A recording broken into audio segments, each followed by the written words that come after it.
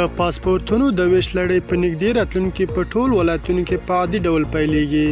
سلام ستړي مشئ، زموږ پښتو نیوز چینل ته ښه راغلی. د پاسپورت ریاست وایي ظرفیتونه او تخنیکي اړتیاوې پوره کړي او په نږدې راتلونکي به ټول ولایتونو کې د پاسپورت د ویش لړۍ په عادي ډول پیل شي.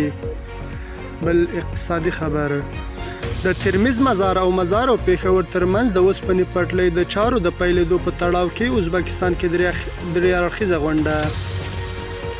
د افغانستان د اوسپنې پټلۍ اداره وایي د ترمز مزار او مزار او پېښور ترمنځ د اوسپنې پټلۍ د چارېدو پیلې په موخه د اوري په 23مه ازبکستان کې د افغانستان، پاکستان او ازبکستان د تخنیکي ډلو ترمنځ ناسته لري.